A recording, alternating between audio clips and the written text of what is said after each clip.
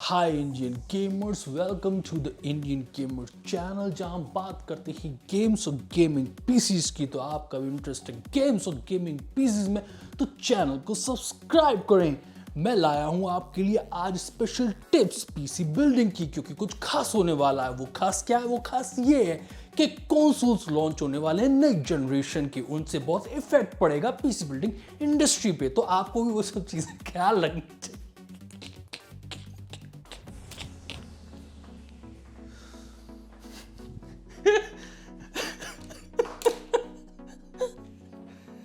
क्या नाटक करता हूँ मैं भी यार। अच्छा, सीरियस नोट पे मैं आपको एक बात बता रहा हूँ कि वैसे तो हम पीसी बिल्डिंग करते हुए आए हैं, जैसे मैं आपको 3 साल से तो बता ही रहा हूँ इस चैनल पे पीसी बिल्डिंग कैसे करते हैं वगैरह वगैरह। लेकिन PS4 जो कंसोल था वो 2013 में लॉन्च हुआ था, तो कुछ खास उथल पुथल नहीं हुई थी। लेकिन अब उथल पुथल होगी, क्योंकि अब नए जनरेशन के कंसोल आ रहे हैं जो कि ताकतवर होंगे। तो आपकी पीसी बिल्ड जो आप करोगे 20,000 रुपए के, 50,000 रुपए के या उससे आगे के, उस पर फर्क पड़ेगा। तो वो आपको चीजें जाननी चाहिए। बनाने को आप 20,000 रुपए के बिल्ड आज भी बनाते रहो, लेकिन कुछ बातें मैं आपको बताऊंगा जो आप जानो और उसके हिसाब से अपने फैसले लो।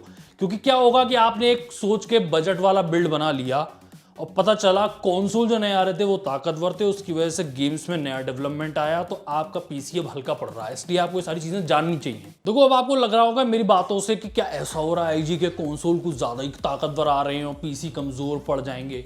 देखो, पीसी तो हमेशा से ही ताकतवर है। जो आज कंसोल पे आ रहा है वो 2-2 साल पहले पीसी पे आ चुका है। वो तो पैसे होने की बात होती है, आप खर्च करो तो कुछ भी हो सकता है। पीसी तो आप जानते हो लगातार एक ऑर्गेनिज्म की तरह इवॉल्व करता रहता है। वो तो आपके ऊपर है, आप क्या चाहते हो। तो आपके बजट पे कोई फर्क नहीं पड़ेगा। अगर आप 20,000 रुपए का कोई पीसी बिल्ड बना रहे हो तो 20,000 रुपए का बनाओ, 30,000 रुपए का बना रहे हो 30 का बनाओ, 1 लाख का बना रहे हो 1 लाख का बनाओ। मुद्दे की बात ये है, कंसोल जो है वो इतना ज्यादा ताकतवर इसलिए बन रहा है, उसकी वजह एक ये है कि वो 4K को टारगेट कर रहे हैं लगातार।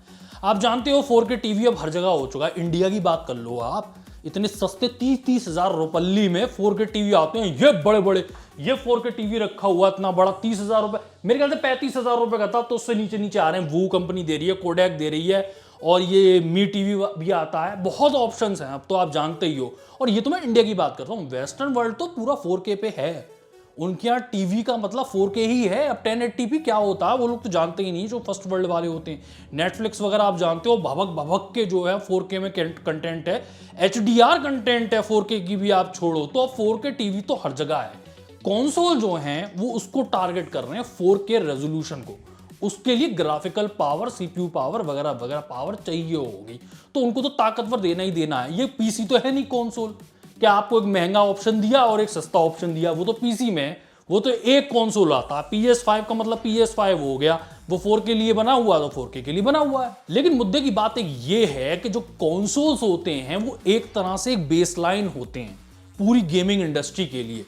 जो गेम डेवलपर होता है वो कंसोल को ध्यान में रख के गेम बनाता है कि भैया ये तो होना ही चाहिए, इस पे तो बेस्ट परफॉर्म करे ही करे, साथ में फिर वो पीसी पे भी चल जाए। तो इसलिए मुझे और आपको कुछ पीसी बिल्डिंग में ऐसे फैसले लेने चाहिए कि कहीं ऐसा ना हो कि 2-3 साल बाद हमें प्रॉब्लम्स झेलनी पड़ रही हो। तो वो बॉटम लाइन क्या है वो कंसोल वाली, हम अपने पीसीज में भी ध्यान रख लें तो हमें कोई फ्यूचर में प्रॉब्लम नहीं होगी। मैं आपको एक एक करके बताता हूं। जैसे कि मैं आपको सीपीयू के बारे में भी बताऊंगा, उसमें कितनी रैम होनी चाहिए वो बताऊंगा, ग्राफिक कार्ड आपको कौन सा चूज करना चाहिए ये भी बताऊंगा, और स्टोरेज में भी आपको बताऊंगा कि क्या लेना चाहिए। देखो, अगर आप पीसी बिल्ड करने जा रहे हो ना, तो आप अपना मदरबोर्ड किस कंपनी का लेने वाले हो, इंटेल का, AMD का। मैं तो साफ वीडियो की स्टार्टिंग में ही कह दे रहा हूं आपसे कि AMD का आपको लेना है।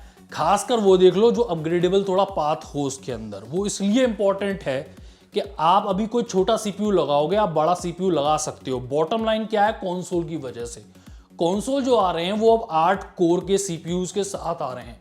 तो पीसी बिल्डिंग में भी आप कहोगे कि 8 कोर के सीपीयूज यूज कर लें।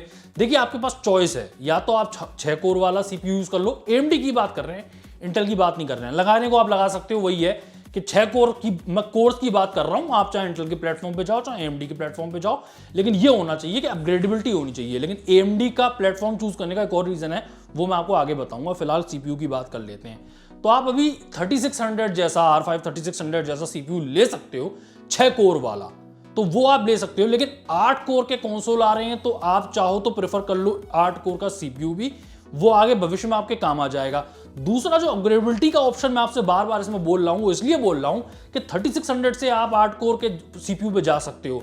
3600 6 कोर का है, आप 8 कोर के सीपीयू पे चले गए R7 3700 पे। लेकिन अगर आप ऑलरेडी R7 3700X जैसे सीपीयू पे हो 8 कोर के, तो आगे भी जो नया सीपीयू आएगा 8 कोर का, तो आप उस पर भी जा सकते हो, वो चॉइस है। अपग्रेडेबल पाथ होना चाहिए, सीपीयू चूज करना है तो 6 कोर का मिनिमम होना चाहिए, 8 कोर का आप ले सकते हो। अभी तक बॉटम लाइन पीसी बिल्डिंग की क्या थी? अब तक PS4 चल रहा था कंसोल, हम बल्ले बल्ले कर रहे थे 4 कोर के सीपीयू पे भी। अभी भी स्टीम के हार्डवेयर सर्वे पे आप चले जाओ, आपको पता चलेगा कि ऑलमोस्ट 50% जो है आज भी जो पीसीज हैं जिन पे गेमिंग हो रही है वो 4 कोर वाले हैं। और इनफैक्ट आपको मजा आएगा ये सुन के कि कम से कम स्टीम के हार्डवेयर सर्वे में 20% हैं जो 2 कोर वाले पीसी बिल्ड्स हैं। अब वही वाली बात है ना, ये सब बातें आपको पता होनी चाहिए। यहां तो हाई फाई बातें होती हैं, हमेशा हर कोई हाई फाई बातें करता है कि भाई इससे नीचे मत जाना, इससे नीचे मत जाना, लेकिन आज भी 2 कोर वाली गेमिंग हो रही है। लेकिन ये जानने वाली बात है, 4 कोर का भी सपोर्ट मिलता रहेगा। ये जानने वाली बात है कि आज अगर आपने 2 कोर वाला पीसी बना लिया गलती से, गलत सलाह पे या जैसे भी, तो आपको अगले 2 सालों में बहुत भुगतना पड़ेगा, क्योंकि पूरी बॉटम लाइन जो खिसक के है वो ऊपर हो चुकी है कंसोल की वजह से। आपको 2 कोर पे बहुत स्ट्रगल करनी पड़ेगी, सिर्फ पुरानी गेम खेल पाओगे, नए में आपको बहुत प्रॉब्लम होगी। आइए ग्राफिक कार्ड की बात कर लें, सीपीयू की बात हो गई। जो कंसोल्स आ रहे हैं उनकी अगर ग्राफिकल पावर की बात करो तो वो आसपास पड़ती है RTX 2070 के, उसके आसपास ही पड़ती है। 2070 आप जानते हो बड़े ग्राफिक कार्ड्स में ही आता है। मीडियम अगर मानो आप तो 1660 Ti और 2060 के पे आप मीडियम मानो, उसके ऊपर तो फिर बड़े कार्ड शुरू हो जाते हैं। 2070 भी मैं बड़े कार्ड्स में ही रखता हूँ। तो इस लेवल की ग्राफिकल पावर है, तो आप लोग कहोगे यार ये तो बहुत ताकतवर है, हम तो पीसी बिल्ड करते हैं 1650 जैसे छोटे ग्राफिक कार्ड्स पे और 1660 पे, ये 2070 तो मतलब पावरफुल है। देखो मैं फिर वही वाली बात कह रहा हूँ, वो 4K को टारगेट कर रहे हैं और उनका कंसोल को आप एक पीसी ही समझ लो, सब कुछ तो है उसमें पीसी वाली चीजें, उसको आप एक पीसी समझ लो। उसको अगले 7 साल तक, 5 से 7 साल तक सरवाइव करना है, तो उसको अभी ताकतवर बनाना होगा, इसीलिए वो सरवाइव कर पाएगा। दूसरा मैं आपको बता ही रहा हूं, वो 4K को टारगेट कर रहे हैं। तो हमें एज अ पीसी बिल्डर क्या करना चाहिए? मतलब 2070 से ऊपर जो भी ग्राफिक कार्ड काम कर रहे हैं उन्हें खरीद लेना चाहिए, पैसे उड़ाने चाहिए खूब। मैं ये तो नहीं कह रहा, लेकिन आप मेरी बातों से समझ रहे हो कि वो 4K का है तो हम 1080p पे गेमिंग करते हैं। भाई पीसी में तो ऑप्शन ही ऑप्शन है, 720p पे गेमिंग करो, 1440p पे गेमिंग करो, 1080p पे गेमिंग करो, 4K पे गेमिंग करो, हाई रिफ्रेश रेट गेमिंग करो, जैसा मन आए वैसी गेमिंग करो। हम 1080p पे करेंगे तो हम छोटा ग्राफिक कार्ड ले लेंगे, सीपीयू लेकिन एक बार को हिसाब से ले लेंगे, ग्राफिक कार्ड छोटा ले सकते हैं क्योंकि हम 1080p वाली गेमिंग कर रहे हैं। ये मत आप समझना इसकी वजह से कि कंसोल ताकतवर आ गया है और मेरा वो बजट नहीं है तो मैं छोटा ग्राफिक कार्ड ले रहा हूं तो मैं कुछ नुकसान में हूं। आप नुकसान में नहीं हो, आप टारगेट ही 1080p कर रहे हो, आप 4K को टारगेट ही नहीं कर रहे हो। वैसे ग्राफिक कार्ड की जब बात चल रही है ना, तो आप ये भी ध्यान रखो कि जो 2070 जैसा ग्राफिक कार्ड है, इन जैसे ग्राफिक कार्ड्स पे अब आपको 8 GB की VRAM चाहिए ही चाहिए होगी, क्योंकि जब मैं कह रहा हूं कि कंसोल नया वाला 4K को टारगेट कर रहा है तो उसमें टेक्सचर्स भी जो है वो हाई डेफिनेशन वाले होंगे और 50 चीजें भी होंगी, रे ट्रेसिंग जैसे और चीजें भी होंगी, उस सब के लिए VRAM चाहिए होगी। तो अब जो है बॉटम लाइन सरक के 8 GB हो जाएगी। तो आप कहोगे हैं अब मैं क्या करूंगा? देखो जमाने से पहले ही बहुत ऊंचर थी VRAM। आप ये समझो इस समय स्टीम के हार्डवेयर सर्वे में आप जाओगे तो नंबर 1 ग्राफिक कार्ड है 1060, वो जमाने से 6 GB का आ रहा है। डेट देखो आप 1060 कब का रिलीज हुआ है, तो 6 GB तो जब इतने नीचे लेवल पे पहले ही आ चुका है तो 8 GB को बहुत बड़ी बात नहीं हो गई। रैम की भी मैं आपको बात बता ही दे रहा हूं जब चल रही है। तो देखो AMD की बात हो रही है तो साफ सीधी सी बात है, हम सब जानते हैं कि स्पीड की अगर आप बात करो तो रैम आपको लेनी है 3600 MHz वाली, उस पर अच्छे से अच्छी आपको परफॉर्मेंस देखने को मिल रही है और प्राइस गैप जो है वो बहुत ज्यादा नहीं है। जैसे 3000 वाली रैम से आप 3600 MHz वाली रैम पे आते हो तो बहुत ज्यादा प्राइस के डिफरेंस नहीं है। दूसरा, एक जमाने तक तो हम कहते रहे कि 8 GB बहुत है, लेकिन मैं अब कह रहा हूं आपसे कि 8 GB के ऊपर चला जाता है मामला, आप सरवाइव कर सकते हो। लेकिन अगले 2 साल के लिए तो ये बात बिल्कुल क्लियर हो जाएगी कि 16 GB पे मामला आ जाएगा। हम अभी कई गेमों पे देख रहे हैं, मैं छोटे पीसीज पे गेम चलाता हूं, छोटे CPU छोटे GPU पे भी, तो भी मैं देखता हूं अगर मैंने 16 GB रैम लगा रखी है तो भाई 15-15 GB उसमें कंज्यूम हो रही होती है। तो दिन तो आ चुके हैं 16 GB के, लेकिन अगर आप 8 GB वाला बना रहे हो प्रॉब्लम नहीं है, लेकिन आपको 16 GB करनी ही होगी। और मैं आपसे कह ही रहा हूं कि इतना भी सस्ता मदरबोर्ड मत लेना। वैसे अगर बहुत ही नीचे बजट वाले हो आप तो फिर आप A320 इन जैसे सस्ते मदरबोर्ड पे ही जाओगे जिन पे 2 ही आपको स्लॉट मिलते हैं। लेकिन अगर आप उसके ऊपर लेवल वाले हो, मतलब 20 सीरीज के चिपसेट खरीदने वाले हो, तो कम से कम आपको 4 स्लॉट मिलेंगे और आप उस पर फिलहाल 2 16 GB वाली लगाओ, आप 3600 मेगाहर्ट्ज वाली रैम, और 2 आपके खाली रहेंगे। बस 16 GB में काम हो जाएगा। अभी हमने बात कर ली है CPU की, GPU की और रैम की। थोड़ा स्टोरेज पे भी बात कर लें। कई बार बात हो चुकी है कि भैया आप गेम चलाओ SSD से। कई लोग अभी ये कर रहे हैं कि वो 250 GB वाली खरीदते हैं या 120 वाली भी लोग खरीद रहे हैं, और जो गेम है वो इंस्टॉल करते हैं हार्ड डिस्क के ऊपर, उससे चलाते हैं। वैसे अगर आपने वीडियो नहीं देखे हो तो YouTube पे कई वीडियो पड़े हुए हैं कि गेम लोडिंग टाइम SSD में और हार्ड डिस्क में कितना है।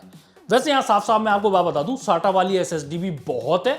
आपको NVMe M.2 SSD पे ही गेम इंस्टॉल नहीं करने, SATA वाली पे भी हो तो आपका अच्छा काम चल जाएगा, लेकिन SATA चाहिए।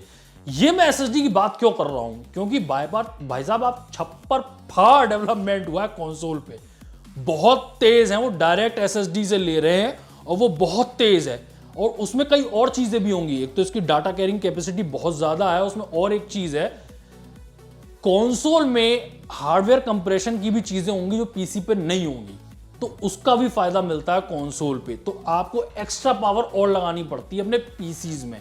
वैसे आप चिंता मत करो, हर बजट में हम लोग पीसी बना लेंगे, फिर कौन सा बढ़िया है कौन सा नहीं बढ़िया है, और वो तो मैं ख्याल रख ही लेता हूं कि फ्यूचर प्रूफिंग इसमें है कि नहीं है। लेकिन ये बातें मैं आपको बताता हुआ चल रहा हूं। और एक मैं बात बताऊं, मैं तो ये हमेशा आपसे कहता हुआ आया हूं, और मैं बिल्कुल इस चीज को कंसिडर नहीं करता कि पुराने हार्डवेयर को आप यूज करो।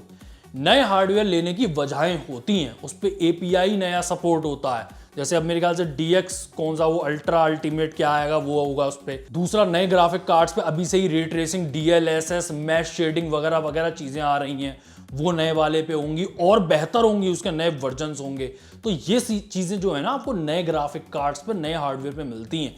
इसलिए अगर आपको कुछ भी समझ में ना आए इस वीडियो से, कुछ भी समझ में ना आए, तो इतना समझो आप कि हो सके तो नया हार्डवेयर ही खरीदो, नए ग्राफिक कार्ड ही खरीदो और नए CPU ही खरीदो। बाय द वे, अगर आपको जिस ना समझ में आई हो इस वीडियो की, तो मैं आपको बता दूं वजह क्या थी ये वीडियो बनाने की। ये स्टीम के हार्डवेयर सर्वे में आपको दिखा रहा हूं, उसमें आपने देखे कौन कौन से ग्राफिक कार्ड थे। टॉप पे था 1060, बाकी 2-3 ग्राफिक कार्ड देखे, आज भी 1050 और 1050 Ti टॉप 3 में है। 1050 बहुत ही कमजोर ग्राफिक कार्ड है। 1050 Ti की हमने हमेशा तब भी बात करी है, 1050 की तो हमने बात तक नहीं करी है, लेकिन वो भी पॉपुलर है और टॉप 3 में आता है। तो ऐसा नहीं, जो बहुत सस्ते पीसी बनाते हैं उनका काम चलता है। CPU भी मैं आपको दिखा रहा हूं कि अभी भी 20% लोग हैं जो 2 कोर के CPU पे गेमिंग कर रहे हैं, पीसी बिल्ड्स हैं। और मैं आपको बार बार कह रहा हूं कि वो है नहीं पूरे, क्योंकि वो लोग करते हैं जो सस्ता पीसी बनाते हैं पायरेसी, वो सारे लोग स्टीम पे है नहीं। तो आप ये समझो अभी तक छोटे छोटे हार्डवेयर पे काम चल रहा था, लेकिन ये थोड़ा सा इसमें प्रॉब्लम आएगी अगर आपको ऐसा पीसी बनाना है जो अगले 2 साल तक बिना किसी प्रॉब्लम के काम करे। अब तक तो वो हमारा जो टक्कर थी कि 1050 Ti टक्कर ले रहे थे, वो PS4 से ले रहे थे।